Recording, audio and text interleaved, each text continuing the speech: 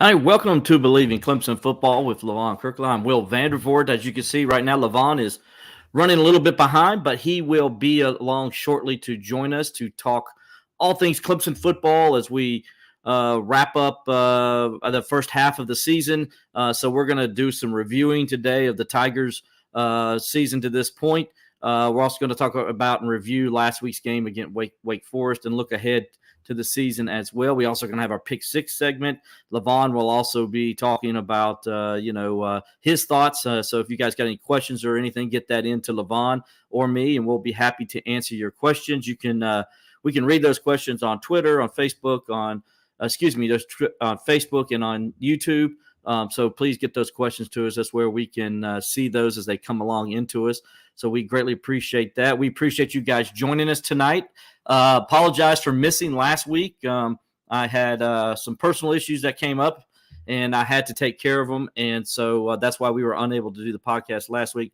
But we do appreciate you guys joining us today, and we appreciate the good folks at betonline.ag as they sponsor our broadcast each and every week here for Bleav in Clemson Football. Also want to say thank our sponsors, the Clemson Insider. For the most complete coverage of Clemson athletics and recruiting, you can go to the ClemsonInsider.com as they allow us to use the platform here over at the on the YouTube page and Facebook page, and so we appreciate it. So if you're on those two things, if you could just give us a little thumbs up, like there, and leave a comment, like I said, and questions. Levon will be along here shortly. He's running late. The Columbia traffic and all, you know how that can be sometimes. So he's going to make it. He's going to join us in a little bit. So I'm going to try to carry us until Levon gets here. So just bear with us a little bit on that. Just also want to say thanks to our other sponsor, which is Tip It Back Sports Grill in Greenville. You can go there to watch all your coverage of Clemson sports and also South Carolina if you want to, or college football in general. The Pittsburgh Steelers in the NFL, the Sunday Ticket, all those things they got there. We'll talk more about that here in just a little bit. So we got a lot of things going on, like I said, and we're going to get into some things when Levon gets here. And like I said, we talked about our sponsors, and I want to give them a shout-out as we start off. And the first one, of course, the Clemson Insider, the most complete coverage of Clemson athletics and recruiting. Robert, appreciate Robert and his crew over there. I'm part of them as they allow us to use this platform each and every week whether it be on YouTube, Twitter, or on the Facebook page. We do appreciate that. Also want to go ahead and say thank you to Tip It Back Sports Grill. It's the place to be to watch all your college football action this season. Tip It Back Sports Grill is located at the Commons in Greenville. If you're wondering where that is, that's at 215 Pelham Road, Greenville, South Carolina. Tim Cinco and his crew there have it all going on when it comes to football, whether it's the NFL, whether it's college football, whether it's the ACC, the SEC, Clemson football. They have it all there. You can go and check it out and watch that. They're open 7 days a week. Again, on Monday nights, they have Monday Night Football as well as Twisted Trivia. So you kind of can do two things at one time. It's a pretty good atmosphere there. So you need to go check that out on Monday nights. They also have live bands throughout the week, especially on Friday nights. So go check that out. They do some karaoke stuff as well.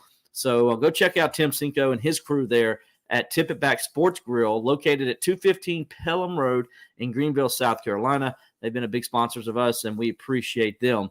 And then also, again, our sponsors over at betonline.ag. As you know, football now is in full swing. We're halfway through the college football season. We're right in the middle of the NFL season as well. So BetOnline is your number one information source for all your sports wagering info with all the up-to-the-minute stats, news, scores, and matchups and breakdowns. So get the latest odds, spreads, and totals from the NFL and college football at your fingertips with BetOnline's real-time updates on statistics, news, and odds. From week 1 all the way to college football playoff through the Super Bowl, BetOnline gives you access to the best football promotions and contests available anywhere online. So head on over to the website today or use your mobile device to get in on the action. Remember to use your promo code Bleav, that's BLEAV. Again, that's BLEAV to receive your 50% welcome bonus on your first deposit. Again, that code is BLEAV, and you'll receive your 50% welcome bonus on your first deposit. Bet online, where the game starts. So thanks to all our sponsors. We appreciate it. Again, if you're just joining us, Levon Kirkland will be along here shortly as we're going to talk all things Clemson football. I'm going to go ahead and kind of get you started with some news and notes and things of that nature as we move along here. As you know, Clemson head coach Dabo Swinney earned his 165th career win to tie College Football Hall of Famer Frank Howard as the winningest head coach in Clemson history. Frank Howard did that from 1940 to 1969, where he got his 165 wins. Swinney is now 165-41 in his 15-plus years as Clemson's head coach. Swinney is also set the all-time record at Clemson now for ACC wins. He's got 101 ACC regular season wins, I should say. He passed Coach Howard, who had 100 conference wins in the SEC and the ACC, and the Southern Conference. So Coach Swinney, as you remember last year, passed Coach Howard, or tied Coach Howard, I should say, with the most conference championships in Clemson football history. Swinney now has 8, and he tied Frank Howard, who also has 8. Frank Howard won 6 ACC championships back in the day from 1953 to 1969. And then he also had 2 Southern Conference championships added to his total as well that he did from 1940 to 1952. So Coach Swinney, like I said, he's been 15-plus years, and he's already tied Coach Howard for the most wins. It's kind of amazing to think about that when you put that in perspective of what he's been able to accomplish, here at Clemson in just a short amount of time. Coach Howard's here 30 years now. Granted, Coach Howard didn't have the luxuries that Dabo has in the sense of Coach Howard only averaged 3 home games a year in his 30 years as a head coach. Think about that. 3 home games a year is all he got to play at Memorial Stadium on the average. So he went and played a lot of road games as he built the program. So that's why when Dabo said last week when he passed Coach Howard, he says that it was more like Coach Howard was the guy. He's the legend. I'm just kind of getting into following his footsteps because Coach Howard is Clemson football. Coach Howard is Clemson. He built the football program at Clemson.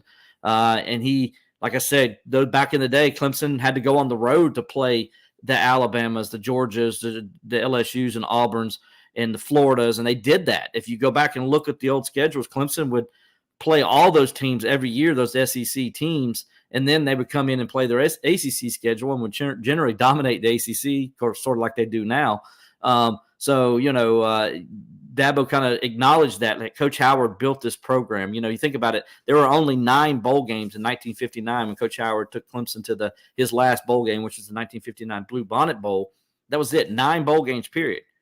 Now, right now, I think there's 60 bowl games or something like crazy number like that. And I might be exaggerating it, but there's a whole lot more than what there was back then. And Coach Howard took Clemson to 2 Orange Bowls. He took him to a Sugar Bowl. He took him to 2 Gator Bowls.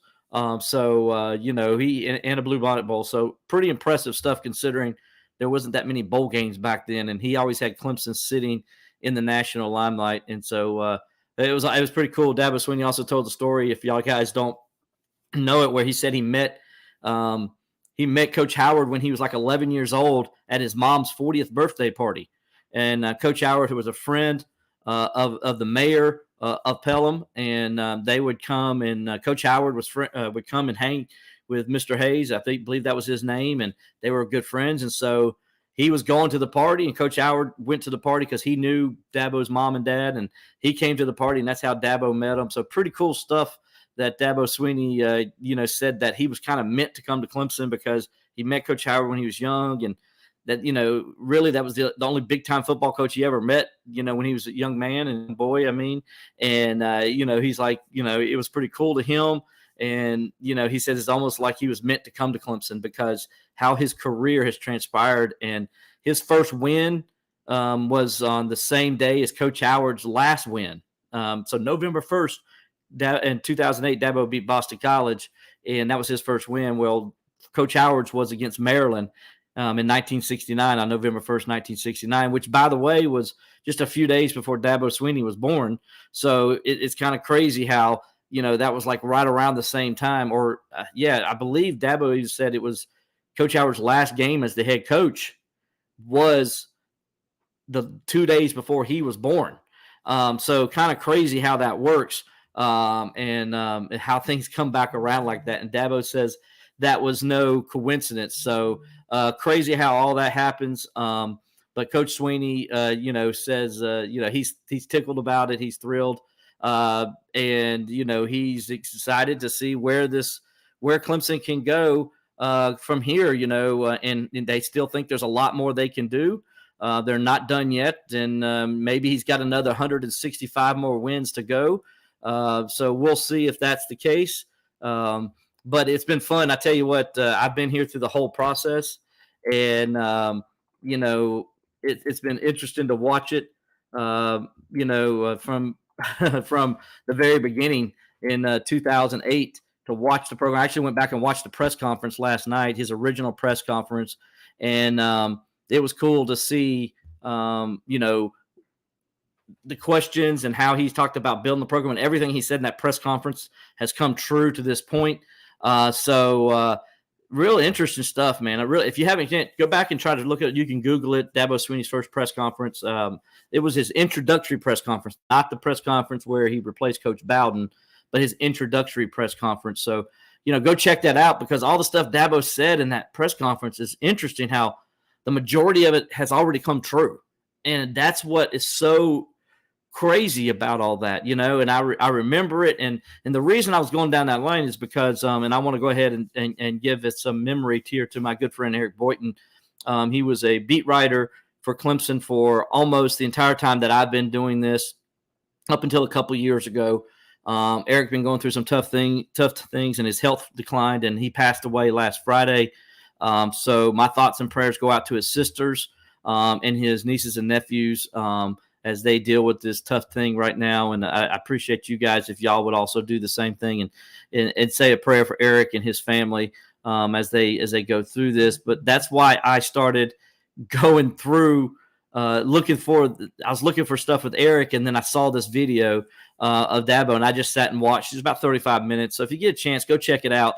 And Eric was in there. He's the guy who asked the question to Dabo that you see Clemson always replay on the day Dabo Sweeney was named the permanent head coach, which is December 1st, 2008. So on that anniversary, Clemson always runs it with the question. Eric asked the question, do you think Clemson made a right choice in gambling with you, a guy who'd never been an offensive coordinator or anything like that? And Dabo, you see the clip where Dabo says, no. He's like, because do you think Clemson took a chance? And he's like, no, they didn't take a chance. They got the right guy. So Eric's that guy. He was the guy who asked that question. And so he'll always live on for that. And, it was just cool to see Eric again ask that question and to relive it again. And again, like I said, my thoughts and prayers go out to Eric and his family. He's going to be missed. He was a great friend of mine, a great friend of everybody's on the Clemson beat, and we're going to miss him. And now Levon Kirkland coming in. I'm going to go ahead and pull him up, and there he is. Levon, how you doing, man? I am doing awesome. Thank you so much. I'm just getting back from Myrtle Beach. I went to a Wayne Buckingham pretty much promotion to help the Chanticleers out of Coastal Carolina. Cliff Ellis, who used to be a basketball coach with the Tigers. Mm-hmm. So went down there and saw my man Dale Davis. Also saw Lynch, George Lynch from North Carolina.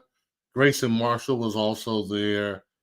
So we had a really good time. Also, Sapp was there too. So it was good. It really was. So had a great time, man. I was rushing to get here. Yeah, well, that's why I told you don't rush, man. I'll just get it started, and you can just jump on in when you get here. And so, don't do anything rush wise. I don't look nothing more important than your safety. So I don't want anybody ever rushing to get to a podcast or anything. Well, so that's what as I was passing cars, that's what I was thinking. Move out the way. Move out the way. So, but hey, I thank you for being such a great partner, and thank you for including me in today. I appreciate it. Well, man, it's your show. It says Clemson football with Levon Kirkland, not Will Vandervort. It does say that, but I tend to want to partner with people and give them, make sure that they have the right authority. And I'm glad we're on the show, man. I really missed you last week, and I'm really sorry about what happened as far as your dog is concerned. I mean, that was really sad. Thanks. I appreciate that. And when you came in, I don't know if you heard also my friend, good friend of ours on the Clemson beat, Eric Boynton, passed away on Friday. And he was, really? Yeah, it was unexpected. And, so our thoughts go out to him and his family. That was a tough time. And so, yes, I was going through that. And Eric was the guy, Levon, if you remember when Dabo got hired, and I was explaining this on the show, he was the guy when they asked the question, you see Clemson play it every year, the clip, and he says, do you think Clemson took a chance on you because you've never been a coordinator? And then you just see Dabo with the one answer, and Dabo leans in and says, no.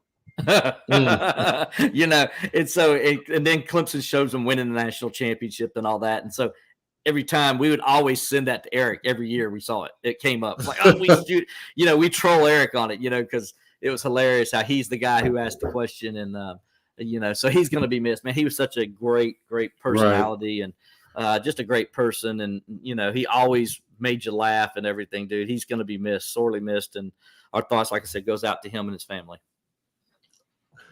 You journalists are mean.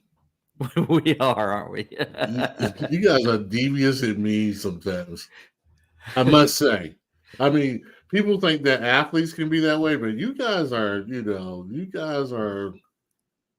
Well, I always say there isn't that much of a line between sports writers and the athletes and coaches. I always say that, and generally most coaches and players, as they get to know us, they understand that. Like, we think a lot alike, and so so there's no truer statement. Yeah, so that's why we're like players and coaches, right? Statement. Yes. I guess that's why you get along pretty well. I think so. I think that's part of it, and I think it's part of understanding. I got a good understanding for what you guys do and how much work you put into the game. And it's just not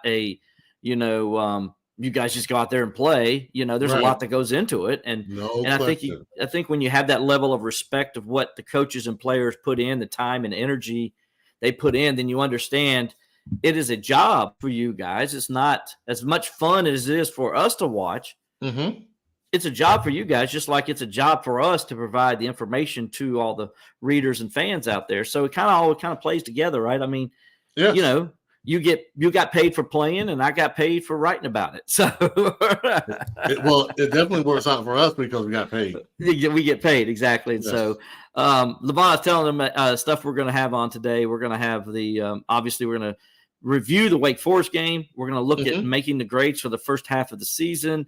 We're going to take their questions. So again, people, if you have some questions you'd like to ask Levon or myself, please provide them in the comments, and we'll take a look at those, and we'll get those answers to you at the end of the show. We'll also be going through our pick six, Levon. I got 6 games. If you scroll down there, Levon, you could see it if you want to scroll down and see the game, so you can get yourself a better idea of what we're going to do. But they're involving 6. Couple of the games, I think. Let me see, 1, 2, 3. 4 of the games have ranked on ranked teams, and then 2 other games involve ranked teams. So all 6 games involving ranked teams this week. So the Tigers aren't playing, but there's some pretty good college football games on. So we're going to have some fun on, and I hope this is the week that the upsets happen. You always have that one week of the year where those teams that you think have no chance of winning the game come down there and they go on the road and they beat somebody, or they're at home and they beat somebody. And I think one of our pick sixes, that's going to happen. I got one of them. Well, at least that's how they do it in the movies. It is true. At least that's how they do it in the movies. So maybe we can get some movie magic and we can get some upsets. Yeah, hope so. Great. Because what we don't want is the Tigers to get upset anymore. So we're tired of that. No, yeah. We had enough of the Tigers being upset. So. Exactly. So we're going to move along. Though we will say, I got to say this before we go any further. Speaking of upsets, there was no bigger upset than what happened at Heinz Field on Sunday afternoon. It's a short field now. It's not Heinz Field. Well, Acrisure, whatever stadium. It's Heinz Field, Levon. Come on, it's Heinz Field. We know it. Our Three Rivers, yeah. Our Three Rivers was yours. So the Steelers beating the Ravens. I don't know how. It was a crazy game, crazy fourth quarter, but we got the win, man. I loved it. Oh yeah, you know Lamar Jackson has really not had a great record against the Pittsburgh Steelers. He hasn't. As good as he's done throughout his career, his record against Pittsburgh is like maybe I want to say like 1-6 or something like that. Yeah, you're right. It's not really good. It's not good. It's not good at all. And I'm And I glad. think, oh man, we're both happy about that. But I just really thought, I was like, man, this is going to be a tough one. At the beginning of the game, it's like, wow, they may beat us 28-0. Mm-hmm. It seemed like it was going that way. That defense really kind of stood up. They did some good things. And they got to change something that was the offense. Mm-hmm. The offense is a little too predictable. And that's not good in the NFL. Yeah. And I think what you have to remember, I think this happens in football in general. I think as a coach, you can't so much say, I'm going to rely on this play, the scheme of it. I think you have to say, who's my best guy and how can I get him the ball? Mm-hmm. When you're talking about 3rd and 1, you're talking about 3rd and 5, talking about 3rd and 10, you got to look at it as not so much the play we run, the player, and how do we get him the ball in this certain situation. Yep. And I think that's what Pittsburgh's kind of suffering through right now. We're running a play, and the other team pretty much knows like what we're doing, what the Steelers are doing, and they're stuffing it cold. It's ridiculous. Listen, that's a great segue to this because, as you see on the screen, Yes. you're talking about an offense that is struggling, and it's I mean, watching the Steelers on Sunday is like watching a replay of what I just watched on Saturday with Clemson. Great defense, dominating defense, causes turnovers, keeps the offense in the game, and then an offense that continuously just shoots itself in the foot. Yeah, it's like a replay on Sundays for what we see on Saturdays sometimes. And let's be honest, when we look back at this Wake Forest game, Clemson won 17-12. So, hey, first of all, enjoy the win. Enjoy the win, yes. Enjoy the win. A win is a win. I don't care if it's a win, yes. It's by 5 points or 35 points. It's a win. You need to enjoy and appreciate it because remember, guys, you lost to Duke. Okay, to start the season, you lost to Duke. You played like you did against Wake Forest, but you lost the game. This time you played that way, but you found a way to win the game. So be thankful that you found a way to win it. Now, yes, there's some they had took a step back on offense. We saw 3 straight games where they looked really good and they got better each week. And you're like, okay, maybe they're getting things clicking. They're going now, Levon. And then, I was watching the game earlier today and it's like, my gosh, man, it's like, I don't know. I couldn't explain it. Like, there's one play where Tyler Brown's running wide open across the middle. And if Klubnik hits him, it's probably a 80-yard touchdown, Yeah. Instead, he throws the ball 15 feet in front of him. And how do you miss Tyler Brown, who's that fast, is beyond me. So, I mean, Klubnik just didn't have it. Will Shipley for the first half didn't have it. The offensive line didn't have it for the first half. The wide receivers, Tyler Brown dropped 2 passes, had a muff punt. Everybody in that offense just seemed to be just playing through the motions, it seemed like. I mean, like they really took a step back, don't you think? Yeah, it really seemed that way. It seemed like those guys spend a little bit too much time with the homecoming festivities that we just couldn't get it right. It was something to see, especially our young guy, Tyler Brown, who's been playing so well. And it seemed like he was the guy you can really depend on. And he muffed the punt, which I can understand because the sun was kind of in his eyes. And in that case, just get out of the way.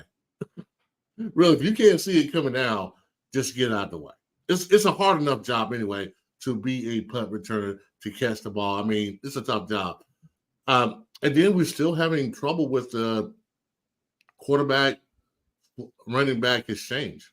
Yeah. Which it seems like it's so basic, but I guess with the RPO, sometimes it can be difficult too because you're thinking, am I going to give this or am I going to take it away? And I think sometimes we get lost in the transition as far as when we do it. The communication is not there.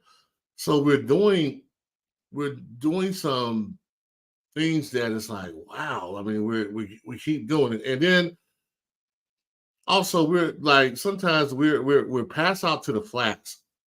I mean, God knows 100 times the other day. And it's, they're playing, they're kind of sitting back in the zone a little bit because I think for them, they didn't want to give up the big play. So when you throw it short like that, they see it in a zone concept and they're just coming up and making the tackle. It's easy for them. And a lot of times that little swing pass to the wide receiver, that all depends on the blocking of the wide receivers. If the wide receiver doesn't get the block, I mean, it could be disastrous. And I think we're being a little bit too predictable on offense to really make any progress. We have to drive the ball damn near 15 play drives. And usually on offense, if you have to drive it that long, something bad normally is going to happen. There's going to be a fumble, interception. There's going to be a penalty or something. We don't have the capability at this point in time to run maybe one or two plays that are huge plays that get you in that red zone. And we're just struggling as far as offense is concerned. We really are. Levon, guess how many plays of 20 yards or more, throws of 20 yards or more Clemson had the other day? Did we have any? Exactly. None. Zero. See, you saw Syracuse where you saw some explosive plays and you saw throws downfield. And then you come back this week. Now, granted, I know Wake Forest was playing things different. They were playing two safety high. They were keeping everything in front of them. They weren't letting anybody get behind them. I understand some of it was the scheme, but you still, in my opinion, you gotta force whether you complete the pass or not. You gotta attempt it. Yeah, you gotta test so they it. can think about it. It's like that movie, The Assassins, when Sylvester Stallone was the cab driver, and Banderas was in the back, and he said, "Don't try anything. This window's bulletproof." Guess what he did? He shot at the window anyway. and Stallone looked back at him. He said, "Hey, I gotta try it. I gotta at least see." Right. And what your statement was is correct. You gotta test people. I don't care if they're too high or whatever like that. You know what? They may slip or fall. Anything can happen. Test them every once in a while. Now they understand that, well, maybe we can't just stay back here, or maybe we can't just play it safe because they're trying to beat us. And you get them off their game. But when you kind of play into it, that's what kind of happens. We just kind of played into it. We were being so conservative and so safe that we don't really even attempt to make plays downfield. Yeah, and that was part of the frustration. I know fans were frustrated with the offensive line in the first half. I give leeway to the offensive line because they were playing, they're playing a true freshman for most of the game in Sewell, Harris Sewell, the true freshman, and he's from Texas, and actually he's from Odessa, Texas, which that's the school where Friday Night Lights and all that's from. And, yeah. He played there, and so he last week he talked about that. But he's a true freshman. He's going to have mistakes. He's going to make mistakes. I don't know if people realize losing Walker Parks for the entire year is a big deal. You lost probably the best offensive lineman on that entire line, and he lost him at right guard. You're replacing him. Mitchell Mays just not getting it done. And so they had to go to the true freshman. He burned his red shirt. So the plan was to red shirt him. That's what they wanted to do, but they have to get somebody out there. So they went with him. You saw them have Colin Sadler out there also at times.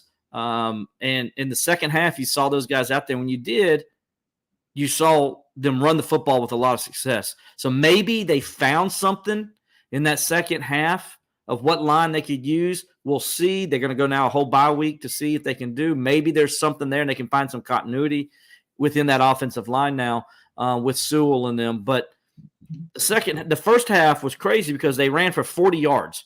40. That's it. 40.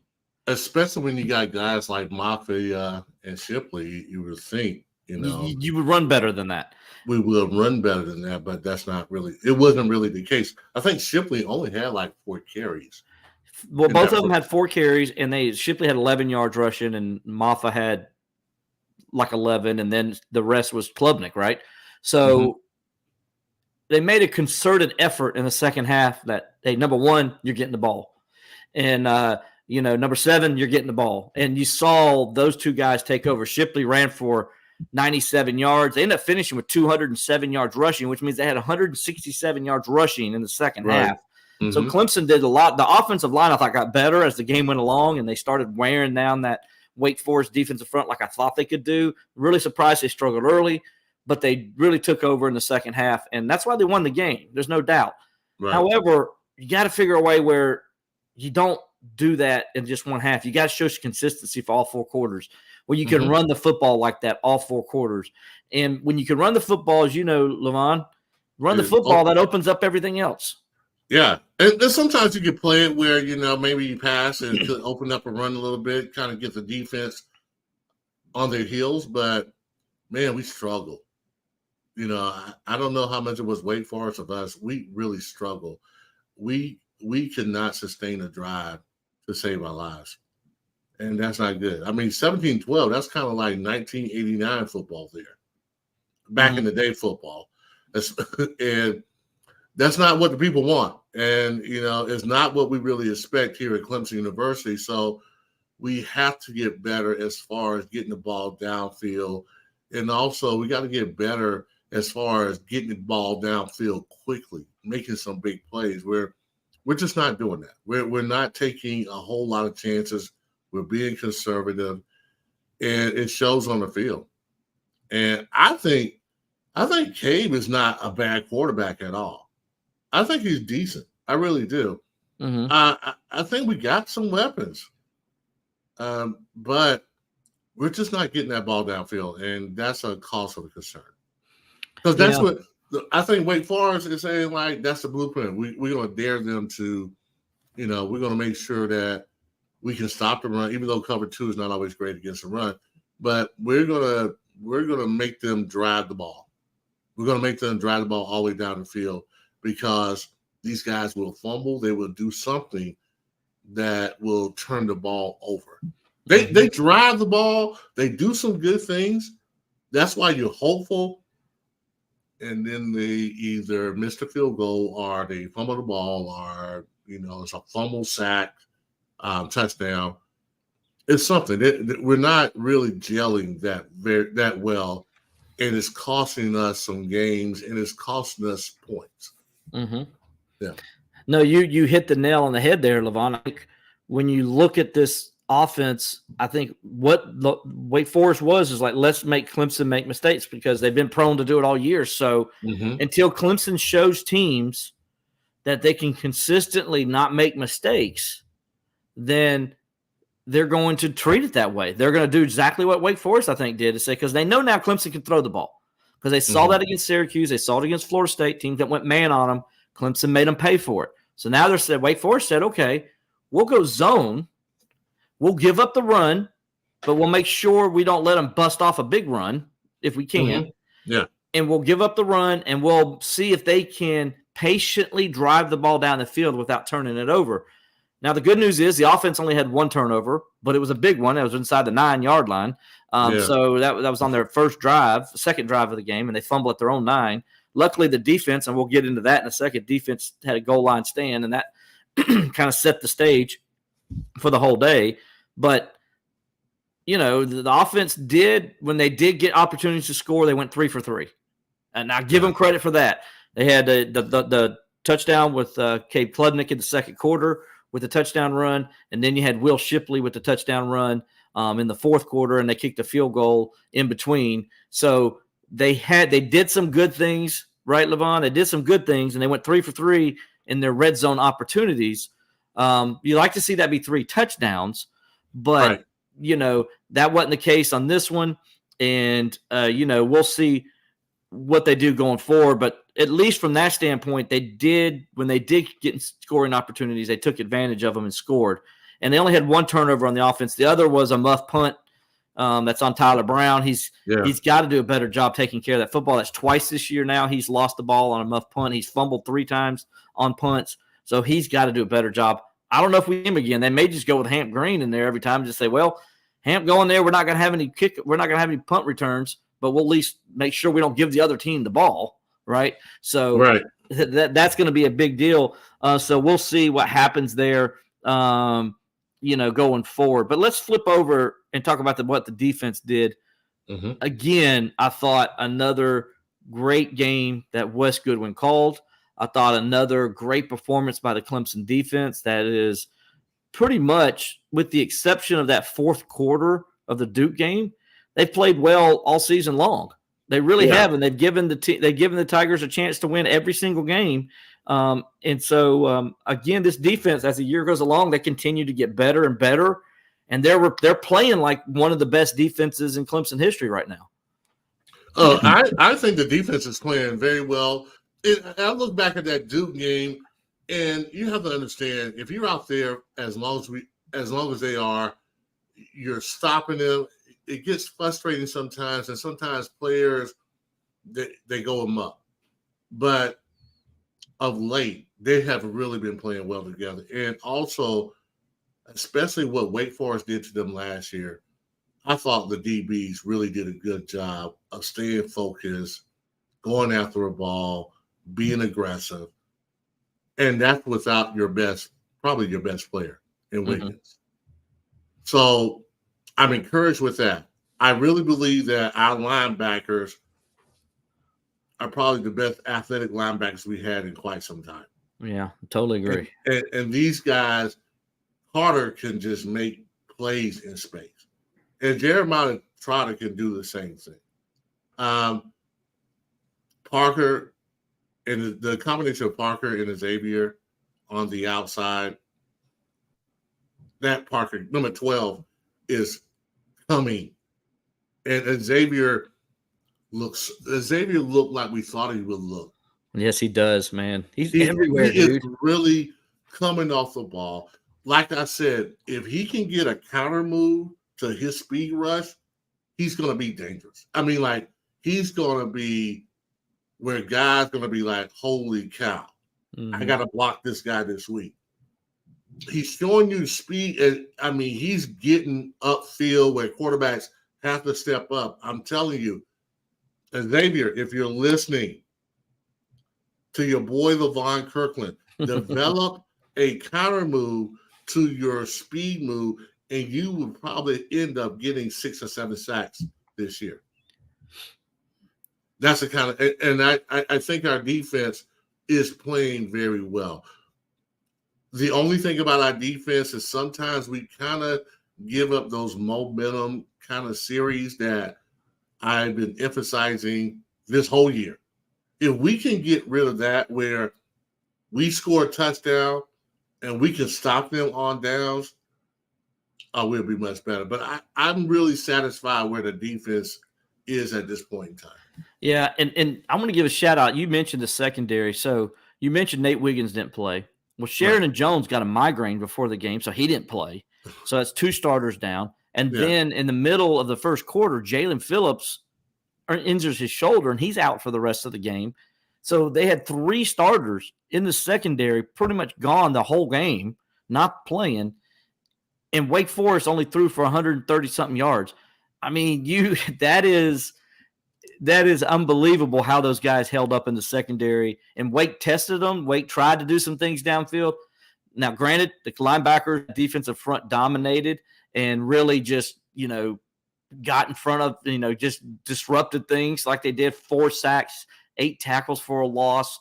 They were all up in – I mean, first of all, Levon, I need to ask you about this. The 2 roughing the passer penalties on Jeremiah Trotter Jr., they were both ridiculous. I went back and watched both of them.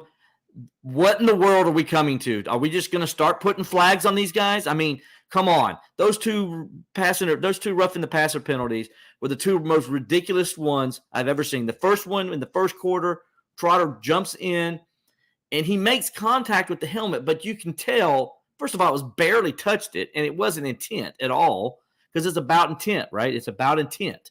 Right. What is the intent? So it's up to the discretion of the referee. The referee could see, if I see it, and everybody in the stadium sees it, and everybody on TV sees it, that it wasn't intent, like there was no viciousness to it, you let that go. You know, I mean, the Clemson just made a big stop. They're going to get the ball back, and you're giving the offense an out, and they get all the momentum. Then in the I guess it was late third quarter, and the Clemson fans let them know because they already made the one back call, and then he just like totally calls roughing the passer when it was a legit. Like, just he blew the play up and hit the quarterback before the quarterback even threw the ball. How can you call roughing the passer when the football player's got the ball in his hand?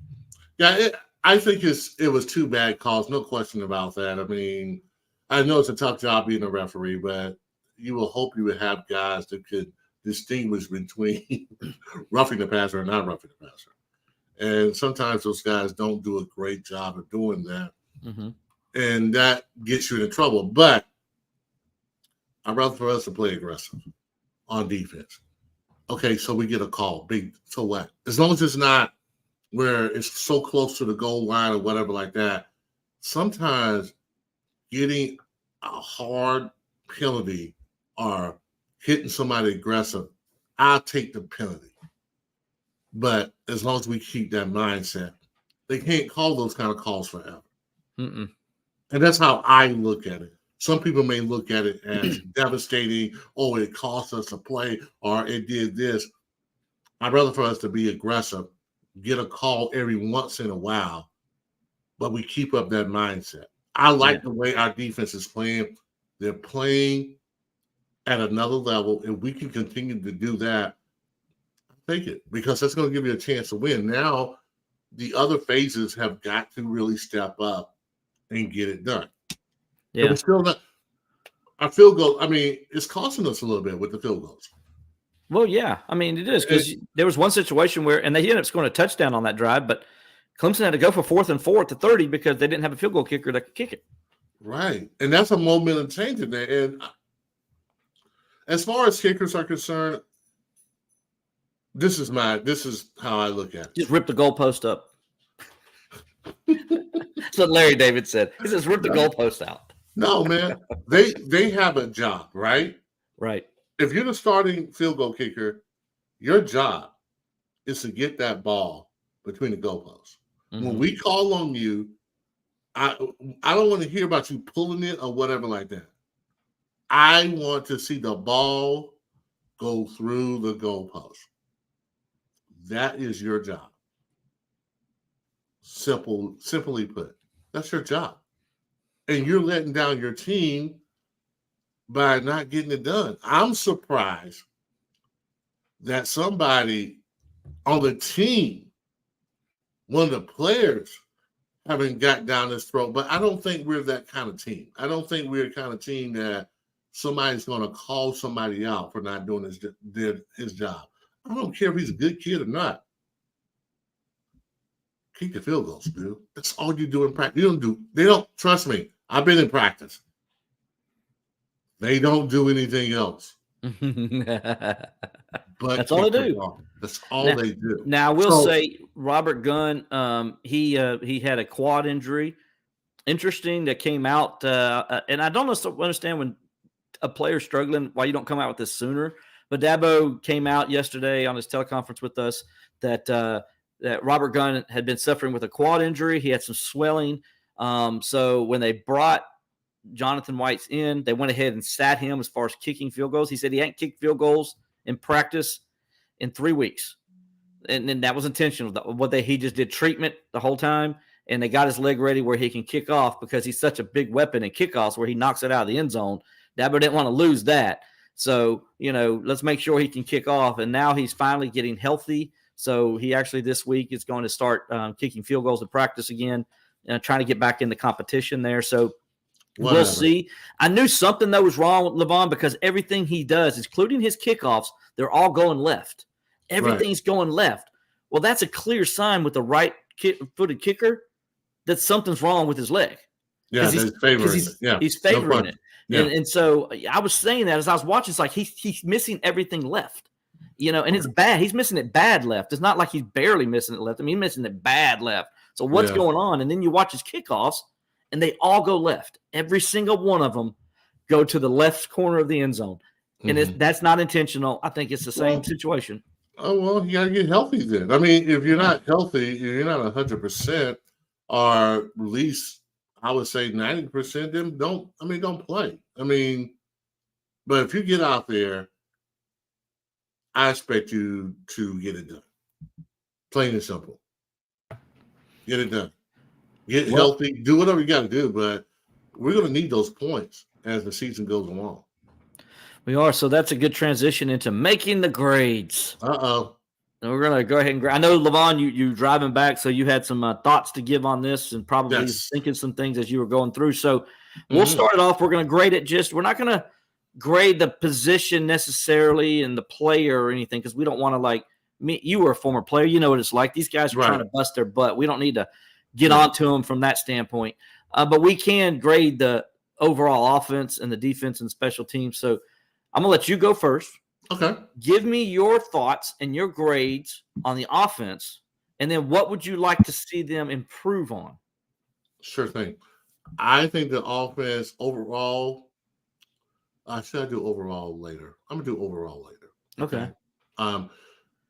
I think offense, if you look at what we are on offense, I don't think we are quite sure what we are on offense. I think we would like to run the ball and be dominant that way and catch people as far as play action and RPOs.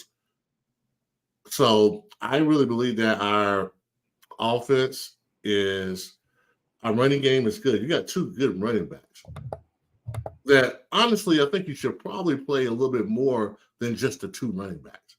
You got to play some of those other guys to even throw it off, or you got to feature one of our running backs every once in a while. So I think our running game is it's decent. Our passing game is probably a little below average.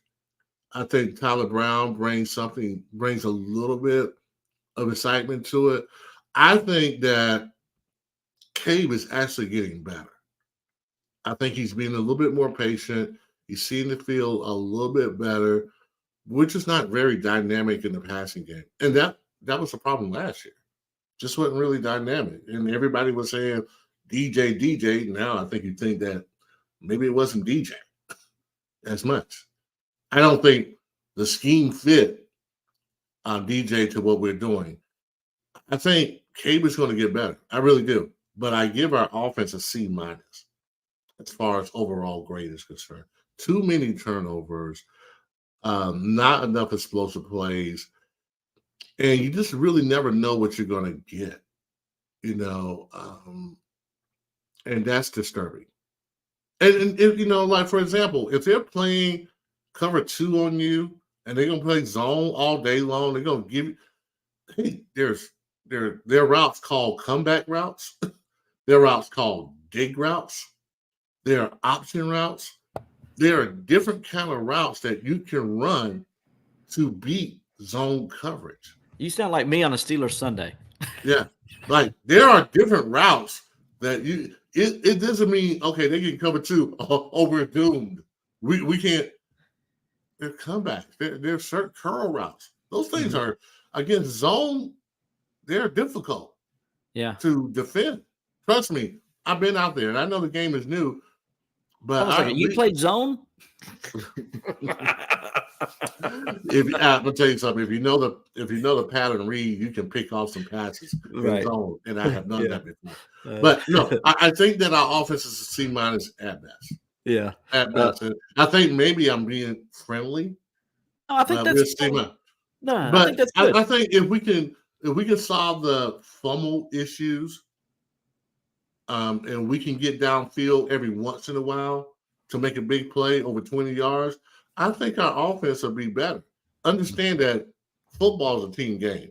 Right. And you kind of play off each other. So if our offense can get better, our defense can stay as solid as they have been, we'll be a better team. We'll win some games down the line.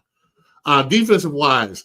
Oh, no, let me get mine in first. Okay, you gotta get yours. My bad. I was so excited. I was excited. You're ready to go, man. You just bringing the heat.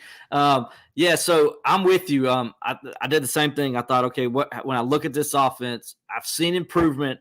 I saw improvement from week 2 to week 5, right? And that was good. And you saw them doing things or getting better. They were showing some explosiveness on offense. The wide receivers were making plays downfield. The running game still hasn't got to where I think it needs to be or can be. Little disappointed in that. But again, I look at the offensive line, the injury to Walker Parks, I think is more pronounced than people understand. And I think they're just now getting that solved. So maybe that helps the running game going forward. We'll see. Cade Klubnik, I thought improved immensely 2, 3, 4, and 5 game. He just got so much better in those 4 weeks and was doing so many good things. And then he slid back last week. He took a step back. Right. Now, I understand. Everybody has a bad day. Me and you've had bad days. I mean, it happens. You have a bad day, and that's kind of what I'm going to do. I'm going to chalk that off to a bad day. Like, they were showing so much improvement and consistent improvement that I'm like, okay, they've had a bad day. Yeah. And so, okay, I'll give you that. But I'm with you. I think the inconsistency is the thing that keeps sticking me. And the mesh fumble again rears its ugly head again. It's like, okay, you can't be having the same thing that happened in week 1, same thing that happened in week 2, happened in week 6. You've got to eliminate that. I don't know how they can fix this, but it was clearly on Cade. I watched Cade, the replay of it. Cade just held onto the ball too long. He tried to pull out and let Shipley keep it. And when he did, so he's got to make a quicker decision and understand to let his running back do what he's got to do. So we've seen Cade now a couple of times, Florida State game, where he pulled it and should have probably just kept it to Shipley. So to me, the inconsistency is what bothers me, and that's what hurts this offense. And that's why I'm with you. I think a C- is a fair grade. I think that's what I'm going to give them. I think they can improve, but I think Wake Forest showed a little bit of they're going to have to show now going forward after what Wake Forest showed. Some teams are going to play zone on them again, and they're going to have to show they can move the football consistently and not shoot themselves in the foot, which is what they did the other day. When they got in the red zone, they scored. They went 3 for 3. I know somebody asked earlier about the red zone issues. The red zone issues weren't a problem the other day against Wake Forest, guys. It was getting to the red zone. That was the problem. They had a hard time getting there. They only got there 3 times. Got to get better there. Got to be more consistent throughout drives. I think also, Will, maybe there's some times you take the decision out of Cade's hand. When you're in the red zone and it's 3rd and 1, man, who cares who knows who's getting the ball? Give your ball to your guy. Give it to Shipley. Give it to Mafia. Who cares? I don't care if the whole stadium knows. Guess what? You won't stop us on 3rd and 1 because he's our guy. He's the guy who's going to make that play regardless if it gets blocked very well. But if you give our guys a chance and a little bit of a block, they're going to convert those. Take the decision out of Cade's hand. If that is the problem, take it out of his hand or make it definite. Hey, we're going to run a heavy play action. We're going to roll him out. Now we give him an opportunity to run and pass. Now he can use his athletic ability because the dude can run and the dude can pass. I think sometimes his decision-making is not always the best. And I gotta say, he's a young guy, so you want to give him a little bit of grace. But from now on, if it's 3rd and 1 and we're going to run the ball, just give it to Shipley. Just give it to Mafia. And that's it. Or you play action pass and you roll them out. Don't make it that hard. Well, that's one thing I want to see him get better at, Levon, is short yardage. Yeah. Clemson is not good at all in short yardage. And I don't know who you blame that on. Do you blame it on the play calling? Do you blame it on the offensive line? Do you blame it on Shipley? Do you blame it on Maffa? Do you blame it on Cade Klubnik? I don't know who you blame it on, but they got to get better in third and short situations. It's ridiculous that this team consistently cannot pick up 3rd and 1. 3rd and 1, they're punting. I mean, it's just like they're punting. Yeah, because I think sometimes as coaches, we may try to be a little clever. Mm-hmm. And sometimes you don't have to be that clever. You don't. I always think, let's put the ball in the guy's hand that we can trust, that we know is going to get us the first down. Plain and simple. Whether you run that all tackle, straight up the middle, whatever the case is, give the ball to your best guy. What I don't like what we do is we kind of throw the ball backwards to go forward. Right. When we do that to me, that's ridiculous. I know people have problems with the kind of the wide receiver screen, stuff like that. I think those plays are plays that are just every once in a while. What you can't do is make that one of your main plays, because the defense, these guys are not stupid, man. Mm-hmm. They're going to just oh, here he comes. And they're going to see that before it develops, and they're going to blow it right up. Yep. Hey, man, even if you make it a wishbone situation, in Cade's case, don't. Make it, I don't mind if you just get in the I formation and just run the lead. Just, do that. I'll run the sweep. But don't run the sweep with Mafia. The other day, we had him running east to west. I'm like, what are we doing? We're trying to, our big bruiser, instead of him going downhill right now, we're trying to make him go outside. It's not his game. That's not his game at all. So I think we got to get, sometimes maybe we just get really simple and stupid and get the ball to our best guy. I think that's the best way to do it to me. All right, so let's switch over, to the defense real fast. I think you both are probably going to say the same thing here, but your thoughts on the defense, and then what would you like to see still get better, even though they've been playing pretty darn good? Oh, I think our defense has improved since that Duke game. I don't really solely put it on them, that Duke game, because they kind of got worn out. Mm-hmm. Basically. And, honestly, that happens to every defense at some point in time. I think that our defense is playing. I think overall, I love what our linebackers can do. Our DBs are really playing. They seem to have more of a chip on their shoulder. They're not playing as scared. They're playing pretty aggressive, and they're going after the ball. Our D line, you got Tyler Davis, man. We got some pretty good D linemen, I think. And Parker is really bringing a lot from that pass rush. And Xavier is finally healthy, so he brings a good bit to the pass rush as well. I think defense, we got some really good athletes.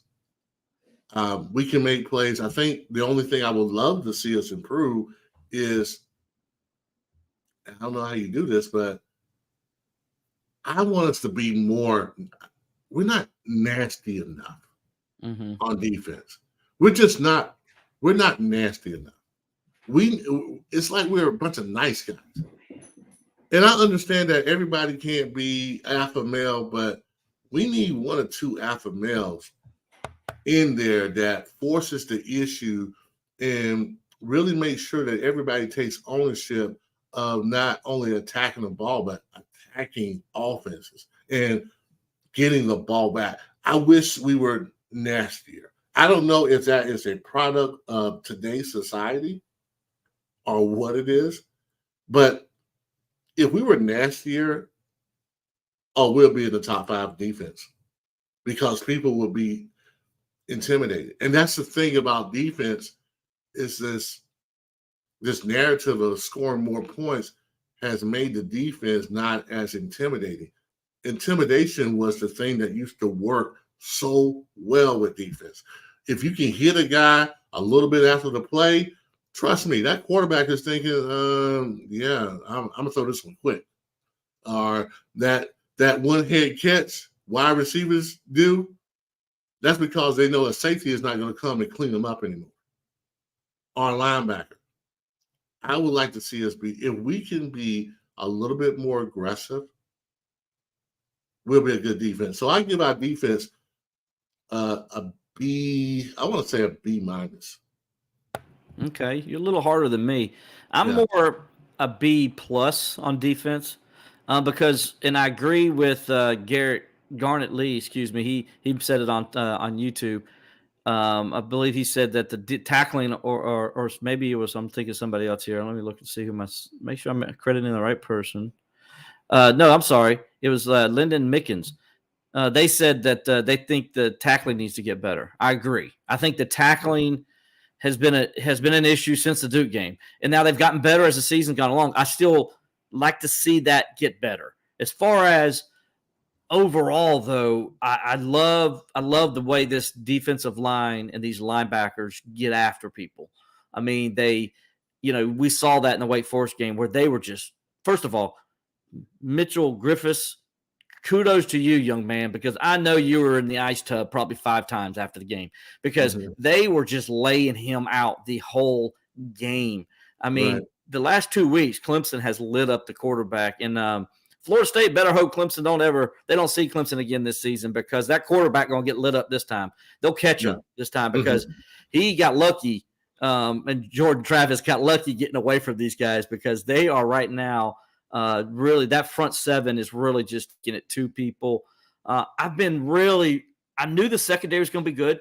I said that in the preseason. I thought this was the best secondary Dabo Swinney had, and they haven't disappointed. Nate Wiggins, I think he's a first-round draft pick, in my opinion. I've seen first-round draft pick corners, and Nate looks like a first-round draft pick to me.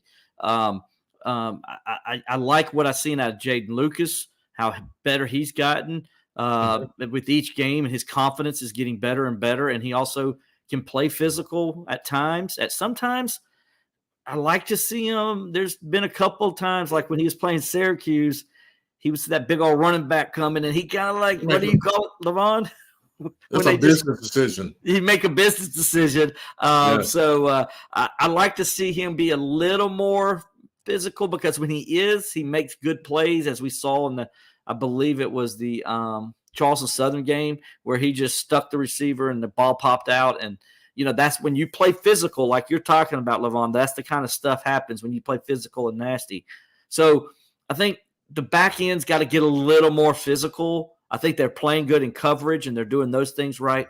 I like to see everybody play like R.J. Mickens. If there's a guy who grades out perfect in every game, I won't say perfect, I will say at least grades out high in every game, it has to be R.J. Mickens, man. The guy's always around the football. He's always making plays.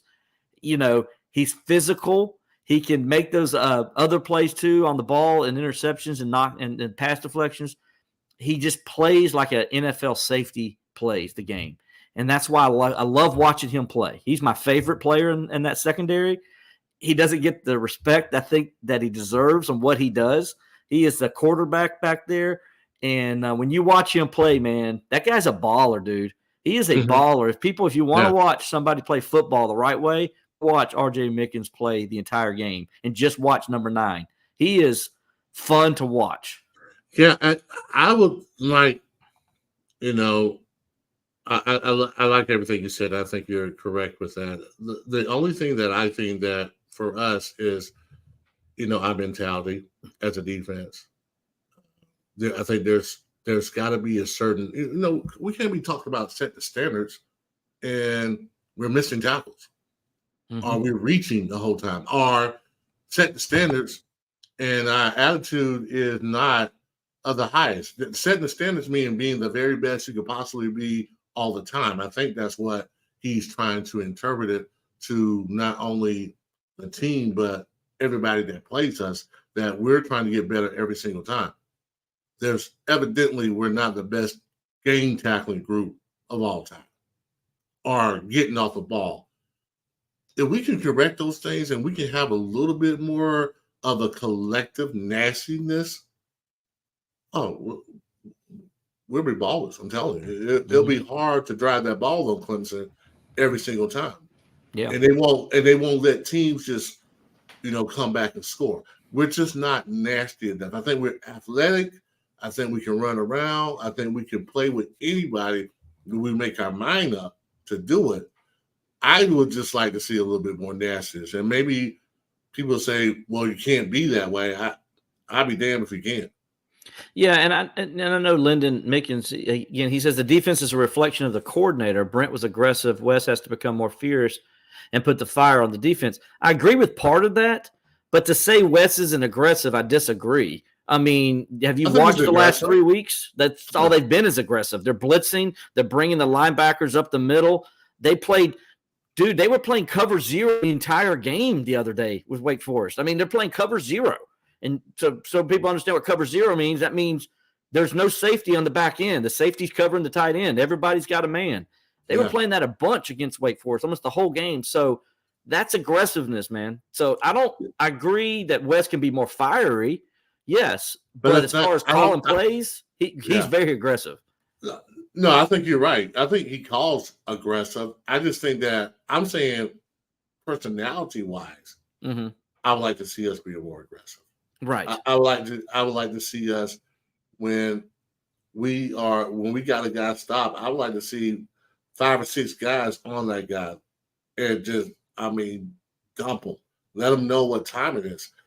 And that's more here than ability. Yeah. That's more heart than just the scheme. It's not the scheme that's not aggressive. Sometimes we're not aggressive. Right. And that's what you saw last year. Yeah. I thought last year was a very passive defense at times. Right. Now this year they've been better at it. They have been more aggressive, like you said, up here, where it counts. And you've seen that more mental attitude from them. And I think a lot of that comes from the fact I think Trotter's a year older. I think Barrett Carter's a year older. I think you got Xavier Thomas on the field because his all the time Xavier is like, go kill the quarterback. So that's there with him all the time. And I think that kind of goes down the line of that defensive line. Like, he kind of sets the stage. Because listen, Xavier Thomas is a train wreck. Excuse me, let me say that better. Train wrecker. He's wrecking everything back there. If you go watch, almost every time he's out there, he's causing some kind of disruption. It doesn't mean he sacks the quarterback every time, but he's causing the quarterback to have to step up, have to move. He's causing guys on like running backs to have to move a different direction. He is wrecking things up in the back end. And that's where the attitude starts, is with Xavier Thomas. There's no doubt in my mind that's where it started. He's a difference maker. And him not being on the field the last couple of years, you can see how much of a difference that has been for this Clemson defensive line, because they're better with Xavier Thomas than they have been in the last 2 years without him. And he brings that attitude. And so that I think that's where you're seeing it be better. I'm with you. I like to see it a little bit more. I like to see it trickle all the way through the defense. Like you guys, man, that 1990 defense, dude, you guys were nasty at every level. All 3 levels, you guys brought the wood every time. And I know that's what you're talking about. You're talking about that kind of mentality to where you're just saying to the other guy, I'm better than you, and I'm going to show you on every play that I'm better than you. Forget the scheme. Forget what y'all doing. The guy who in front of me, you're gonna feel it every single time. You're gonna get it. You're gonna lose. I'm here for you to lose, man on man. And I just hope we can get there one day. I don't think we're quite there, but we're very talented. We can run around. We can make plays. It's a B- for me. Yeah, same here. I'm with you. Looking good, doing everything pretty well. Got room for improvement though, and that's what we want. That's what you want, because we're only halfway through the season. They can get up to that A by the end of the year. All right, Levon, real quick. I think you're going to say the same thing I'm going to do. Special teams. You go first, and I know what you're going to say, and I'm going to be with you on it. Go ahead. Coach Cowher used to tell us all the time that the offense can have a bad day, the defense can have a bad day, special teams can never have a bad day. I agree. You gotta win on special teams all the time. That's why I love Bill. Every game has got to be a win for special teams, and our special teams have not helped us at all. Hasn't really has been the detriment of our team. Probably one of the reasons why we lost to Duke, when we had a chance to win against Florida State, that we didn't get it done. So, I mean, I think that I guys probably it's an F. Yeah. I don't know if you give up F plus. I mean, is it F an F or not? An F's an F, man. I don't know if it matters. Yeah. Does it matter if it's an F minus or F plus? I don't think it does. I mean, it's an F. Yeah. You're a field goal kicker. I know they're kids and I know they're young. And I don't necessarily like getting on kids. You know me. But I feel like that if you're a field goal kicker and if it's in your range, you got to make them. Yeah. That's got to be your mentality. Now, I'm not saying you got to have the biggest leg. Like we had Potter last year, man. Potter had a big leg. And for the most part, anything with the 50-yard range, he was going to make it. And he's also the most accurate kicker in Clemson history. Right. And that's the point. He was very consistent. Yeah. That means I'm looking for the same thing with whoever we replace him with. And he's consistent. That when he's in his range, we should be able to put him out there and he should be able to get it done. And that's just not the case. That has to improve. Yeah. Because the stakes are so high now in college football. And people are going to see that, man, college football is aggressively kind of being like the NFL without the NFL players.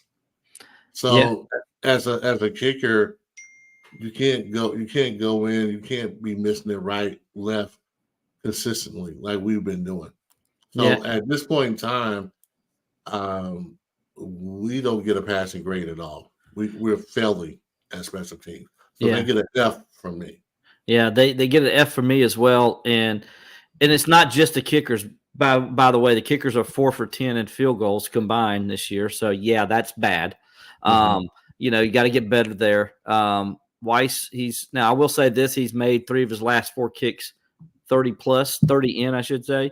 So there's some consistency there, but you're still 3 for 6. He's 3 for 6 on the season.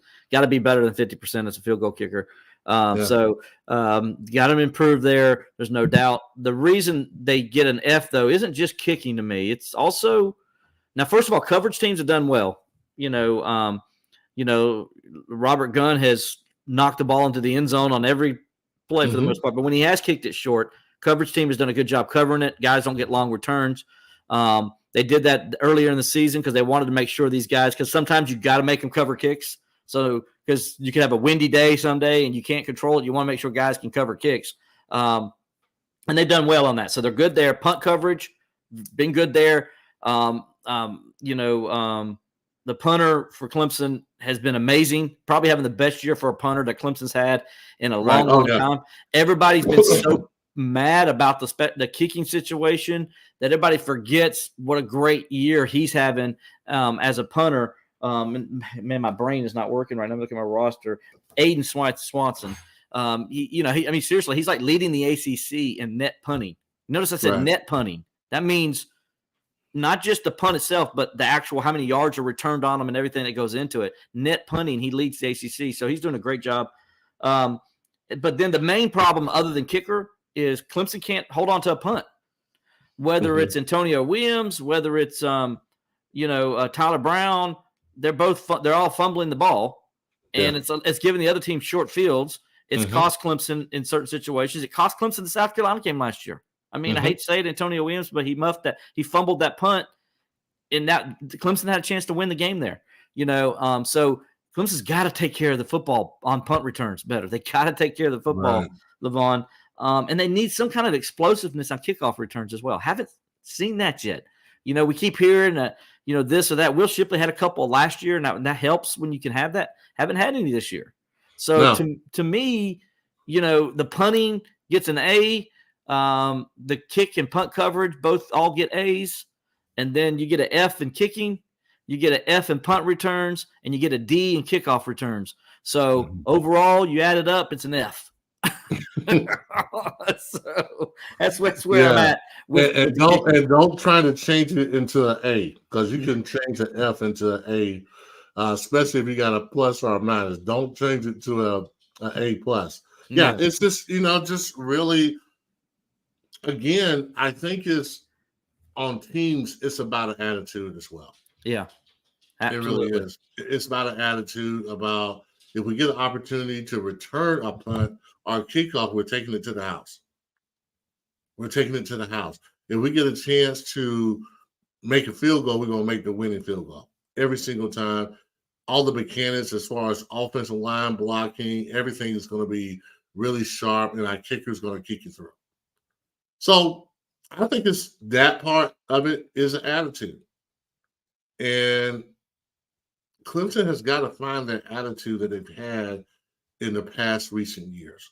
We're not quite there yet. I don't really know if it's an issue, or are we a bunch of nice guys? I'm not sure. If we are, we need to get rid of those nice guys. We need to. You got to have, on every football team, people may not want to hear this, you got to have some guys who are a little bit on the edge. You got to have a few guys that are on the edge that will go in there and they will do whatever they have to do to get the job done. You can't just have a bunch of nice guys. Yeah. I'm kind of wondering, are we a nice guy team?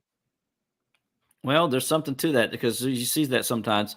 Levon, now speaking of nice guy things and not so nice, we go to our pick six. Uh-oh. Yeah. I'm not going to be nice to you this week, Levon. There's some tough games. Yeah, I'm sure. You're going to have to just. That's okay, though. Say what? That's okay. I don't mind tough games. Let's go then. Here we go. Number 8, Oregon at number 7, Washington. Washington -3. Who you got, Levon? Who you got? Oh, my goodness. I got Washington on this one. Okay. You got a reason? Is it the offense? What do you like about Washington? I like the offense. I like the quarterback. If you have a quarterback that can make things happen with his arms and legs, you always got a chance to win the game. I really feel that. I don't know. I forget the young man's name, but I watched him play. He's an excellent player. Yeah, and he can make things happen. So I'm going to go with Washington on this one. Listen, we watched this guy struggle at Auburn for a long time. Yeah. He's now the front runner to win the Heisman Trophy. He's been playing like it. He deserves it. He's a different guy, a different quarterback. He's 24 years old, so he should be better. Right. I mean, he might be 23, but he's been there a long time. That's my point. He's been in college football a long time. I'm talking about Bo Nix at Oregon. Oh yeah. I like the fact that Oregon can, I think, match Washington's offense. Mm-hmm. I think they can score points with them, and if they get in a shootout, they're going to be fine. What I like about the Oregon Ducks on this is I like Oregon's defense. They're not an elite defense, but they're a top 25 defense.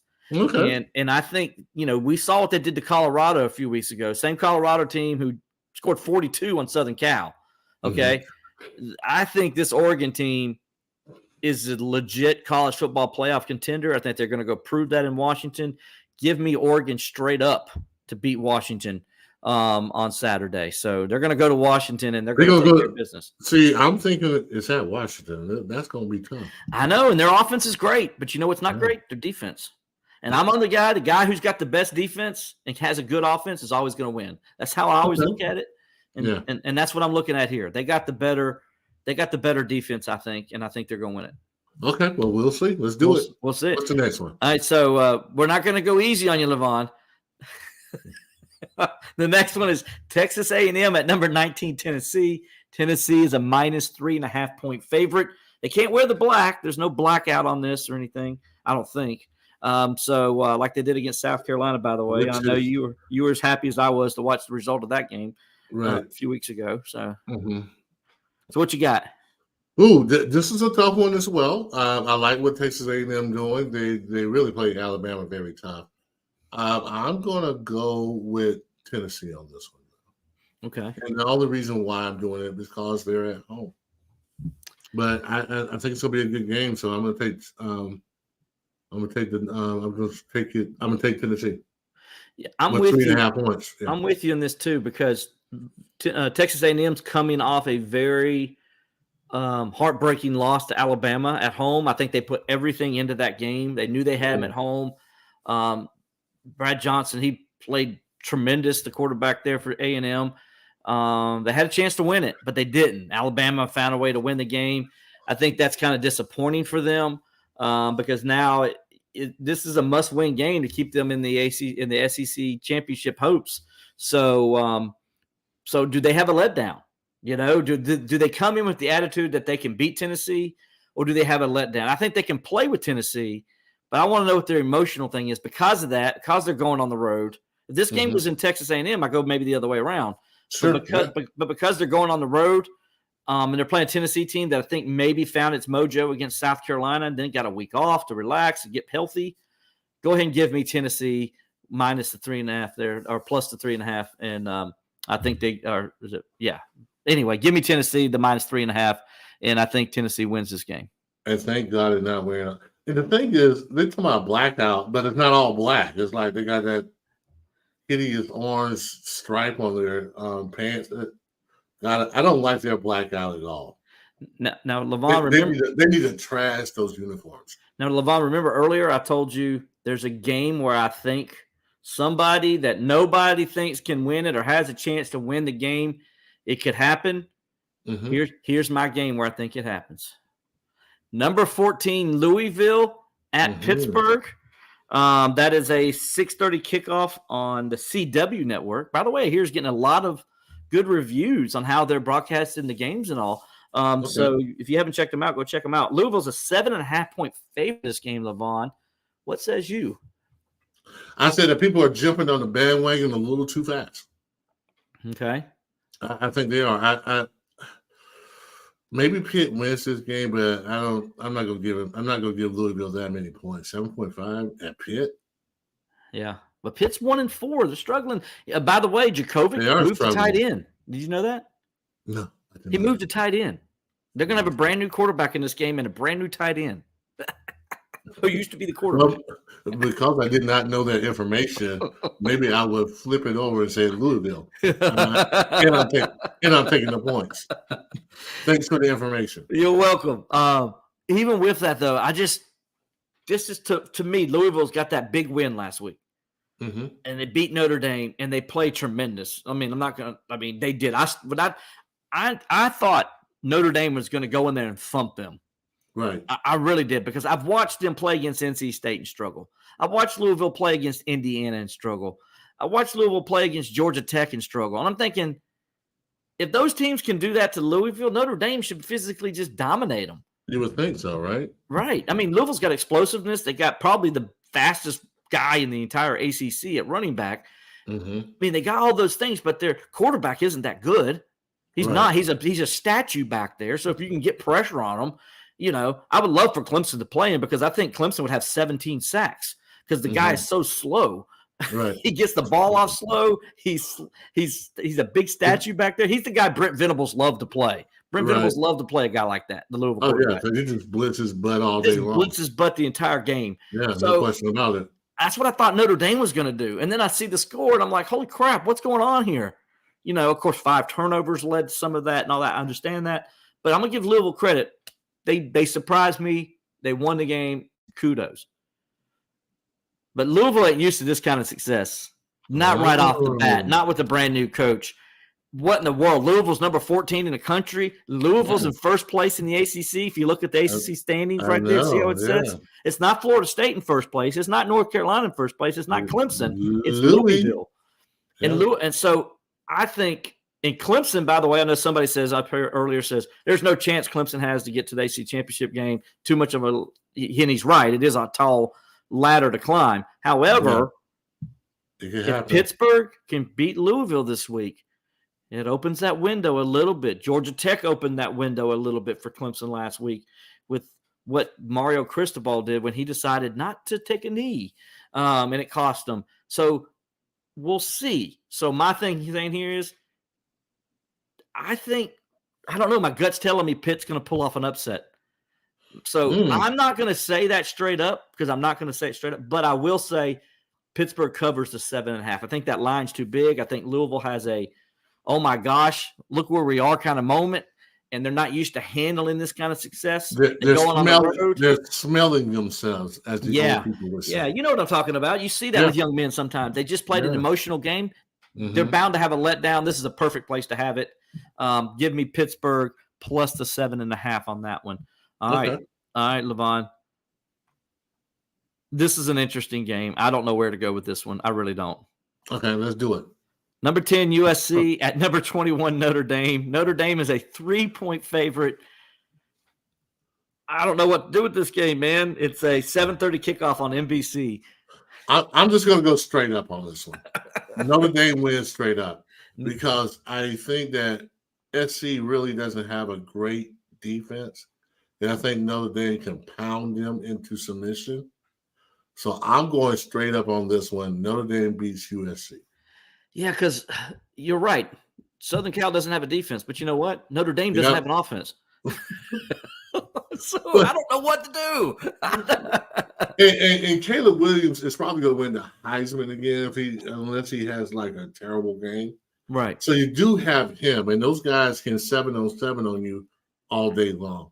But I think Notre Dame can counter that by running the ball, taking time off the clock, being very patient, and taking those 12-play drives and kicking field goals, or taking those 14 drives and making touchdowns. So that's how I see this game going. Yeah. By the way, do the schedule gods not like Notre Dame? My goodness, they're already 5-2. This is their 8th straight game they've played without a break. So the schedule gods do not like Notre Dame, and I know they make their own schedule. So if you make your own schedule, why in the world are you killing yourself? I mean, I don't understand it for nothing. I mean, 8 straight weeks to start the season. Remember, they started the season in Ireland. Yes, I know. But you know how those fine girls are sometimes, you know. They don't. Sometimes they get a little arrogant too, and they just make some decisions that are not good decisions. So I chalk it up to that. But I got Notre Dame in this game straight up, though. Okay. I don't know where to go on this, because if you would have told me like last week, I would have definitely picked Notre Dame because of the defense. But then I saw Louisville lit them up. And so I'm like, okay, if Louisville can lit them up, so can Southern Cal. So can Notre Dame keep up with Southern Cal if it becomes a track meet? I don't think they can. After watching the track meet last week happen, I'm concerned about Notre Dame. I'm going to go Southern Cal. So give me Southern Cal minus 3.5, not straight up, but give me Southern Cal to cover the -3. I mean, with the +3 there. You know what they're doing to that field at Notre Dame right now? Well, it's turf. They can't do anything to it. It's not grass. It's not anything like that. Remember, they took it off last year. Clemson played on that turf. That used to be their advantage. They would make it tough. I know they'd make it tall, but they can't do that anymore. They'll make it tall, and if you're a fast team, you're not as fast as you used to be. So, well, if that's the case, then yeah. But I'm still going to pick Notre Dame for this. Now, here's where I'm guaranteeing an upset, just because this is how college football rolls. Number 25, Miami at North Carolina. That's a possibility. This is a 7:30 game on ABC. The reason I say this is North Carolina's going to lose is because when Georgia Tech had the miracle in Miami last week, you just knew North Carolina's going to lose this game now, because Miami should not have lost that game. And the way college football works is Miami comes back and does everybody's like, well, Miami lost that game. They're probably just going to get hammered by North Carolina and Drake May, and they got their receiver back and their defense is playing good and all these things. Everybody's talking wonderful about North Carolina. By the way, I want to puke with all that talk. I can't stand the baby blue, hate them. So I hope Miami does go in there and win the game. But I think Miami's going to just for football purposes only. I think Miami's more physical team than North Carolina. I think last week they were looking ahead. It was obvious they were looking ahead. Mario Cristobal, if he can just stay away from critical decisions, like, maybe taking a knee at the end of the game when the other team's got no timeouts. If he can just stay away from critical decisions, allow his coaches to make those calls, then maybe they could go in there and beat the Tar Heels. I'm going to go ahead and say right now, give me Miami straight up to upset North Carolina, because this is the way college football works. I think you might have something there as far as the football gods and how they really react, especially how they react to North Carolina. By the way, North Carolina's number 12 in the country, by the way. I forgot to put that on. And that's the point, right? Yes. When you think that North Carolina is finally arrived and it's all good for them, what do they normally do? They mess up. They usually pee in the bed. Yeah. That's what they normally do. And I still don't trust this defense enough. I don't trust them enough. I mean, a lot of people are talking them up. They beat Syracuse. Syracuse sucks. We saw that. Clemson beat the crap out of Syracuse. Yeah, Syracuse is not good at all. Syracuse is not a good team. So no. I'm going Miami with the points. I'm going Miami. Yeah, App State should have beat North Carolina earlier in the season. So, yeah. I mean, North Carolina's defense is still not what it needs to be. Because, man, North Carolina, every single time it happens when we're believing in them and we want to believe in Mac Brown, and it's a great story that ESPN can put in 30 for 30. I just think North Carolina's just going to mess it up some kind of way. Yeah, I'm with you. All right, so final one. Number 18, UCLA at number 15, Oregon State. This is we stay up till 7:30 in the morning watching TV. Not for this game. I'm just kidding. It's an 8 o'clock kickoff. Okay. So it's UCLA at Oregon State on Fox. Oregon State is a 4-point favorite. The DJ Uiagalelei Beavers. I'm gonna go with the Beavers just because of DJ. Mm-hmm. I haven't really watched these two teams at all, but I'm glad that DJ's doing well. I'm happy for the kid. So I may be totally wrong in this assessment, but I'm just going to go with Oregon State. Yeah, UCLA is coming off a big win at home against Washington State, a game they were underdogs in. They got a freshman quarterback who I think he's going to be really good before it's all said and done. I think Chip Kelly has got this thing going at UCLA, and they're starting to get where they need to be. Oregon State, though, very good on defense, very physical. They don't put DJ in situations where he has to win the game, right? It's not on his shoulders to win the game.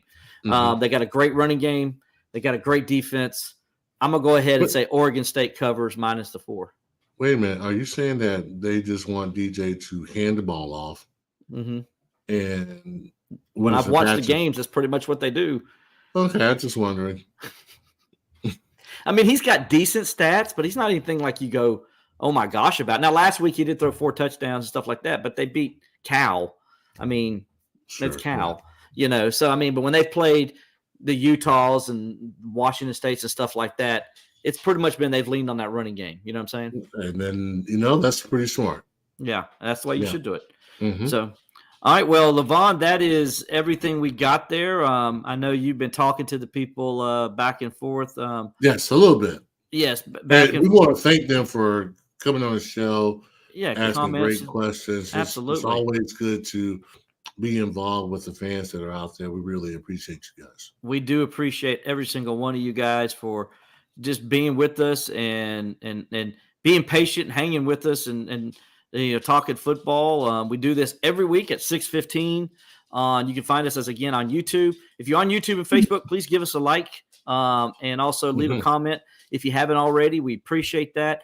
If you got us on Twitter and stuff, please do the same thing and just let us know you're there and you saw it. We can't see your comments on Twitter and stuff, so just leave a comment nonetheless, and I'll get back to you that way. But we appreciate you joining us. We'll be back next week as we'll get you ready for Clemson's date to Miami as they go play down at Miami Gardens, and we'll face the Miami Hurricanes down there.